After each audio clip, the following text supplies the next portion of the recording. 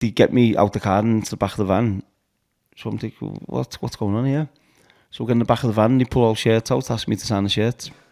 I was raging, I was fuming. As an Evertonian, as a boy that played for his boyhood club, what does that game mean to you, and what did it mean to you when you were playing in it? Firstly, I hated it, and we didn't win many, so it was, when you do win them, you've got to make sure you enjoy it. But yeah, it was a game. The build up to the game, the whole week was horrible. Being around the training ground, and as a Evertonian, and getting ready and preparing for the game, and all the staff around the training ground who were Evertonians, you feel sick because you're just thinking, if you lose the game again, Liverpool rubbing in your face and whatever. And when I actually went back the second time to Everton, I tried to make sure I got all the TVs turned off, and there was nothing on the TVs about the game, the build up to the game, just to try and forget about it that week, really, and go into the game not worrying too much about it. So, but yeah, it's a massive game, and a game, if you win, there's no better feeling. Was there any pressure from friends and family when you were playing in that derby? Oh, just for tickets, and people trying to get tickets, and all my family are Evertonians, and yeah, it's you get messages, make sure you beat these, bit stronger language than that, but yeah, it's massive. It's a massive game, and it's. I actually never won a derby. I think I played seven derbies and I didn't win any. So it's Really? Yeah. So I've never experienced it.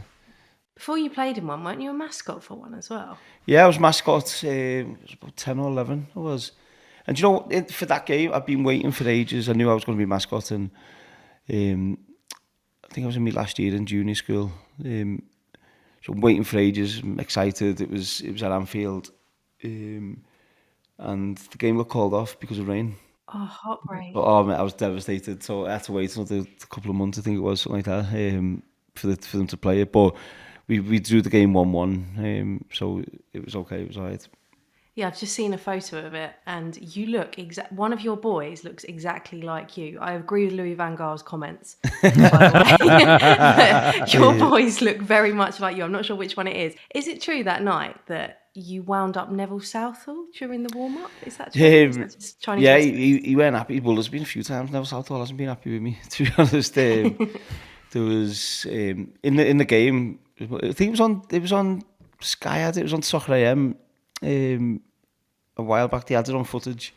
It was when the mascot used to run out with the goalkeeper and run out with the captain, then he goes with the goalkeeper and you chip the ball into his hands, and then he rolled it out to me and I chipped him and scored.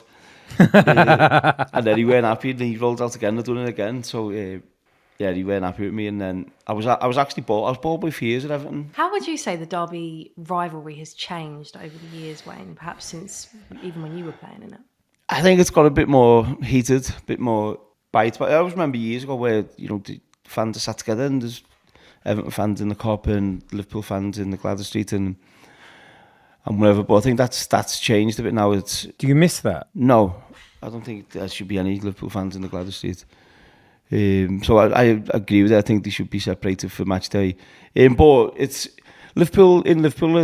There's family, there's brothers, one Everton, one Liverpool fan, and it's very mixed in terms of, you might have a dad who's a Liverpool fan and a son's an Everton fan, and so yeah, it's very mixed. And actually after the game, going out together and stuff, so it's not bad tempered or anything, but it's just, I just think during the 90 minutes they should be separated, because Liverpool fans do try and wind the Everton fans up a lot, and we don't really have much ammunition, well, we haven't of late, to go back at them.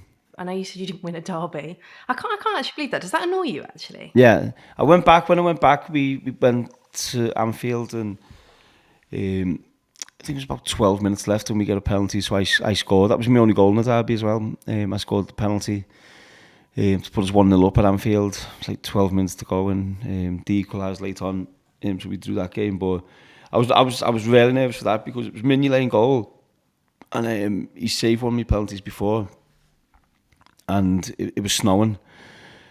So I was just thinking, please don't slip. So I went down the middle. I never really do that. I went down the middle and scored. But yeah, I was really nervous before that. Okay, so you haven't won a derby. What I was going to ask you before is, what is the feeling like of winning at Anfield, though? Because I guess that if you went there with Manchester United and you won, being an Everton boy, it must have been incredibly special, especially given how nervous you said you used to get going. Yeah, it was. So my first game for Man United at Anfield, we won 1-0 and I scored. So no, it was such a good feeling. There was a guy, I scored and I went to the cop and put my hands to my ears, and there was a foam whistle past my head. Nearly took my head off. But I think the guy who was throwing the phone, it was his own phone, so the police got it and got his details off it, and he got banned. So he got banned from the stadium. So I get off we won the game 1-0. So I get back on the bus with the team, and then I drive a little bit down the M62 to the service station and get off the bus and drive back to Liverpool, go back to Liverpool, and see family and friends and whatever. So yeah, it was, winning at Anfield was special. Is that a thing that you have to leave the stadium on the team bus? No, you can later on after that, once, because at that time when we first came back at Anfield, my first season at Man United, so I think both Everton and Liverpool fans weren't happy with me, but later on, I'd leave stay from Anfield at times and go and see your family and stuff. So yeah, it was always nice when if you beat Liverpool and then you go out to have some dinner in Liverpool. And, it's always a nice feeling. Yeah, you used to walk with your head very high. Was there ever any, you told us after the Manchester derby you had the birthday party planned and you wished you not wished you cancelled it, but you had second thoughts about going. Did you ever have any plans after a Merseyside derby that you had to rethink? No, there was one time I come out the stadium actually, and the police pulled me over, literally right outside the stadium. Big police van pulled me over. I think I was in my little KA.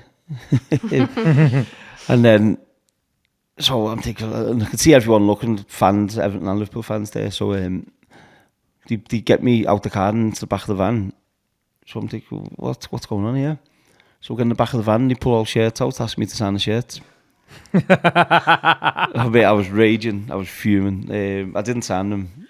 Were you scared? Were you nervous? No, I was thinking, why have they pulled me over here? I was literally crawling in the traffic. Why have they pulled me over? And yeah, they pulled me over and pulled all shirts out, asked me to sign them. Did you sign them? No. No chance. I was fuming.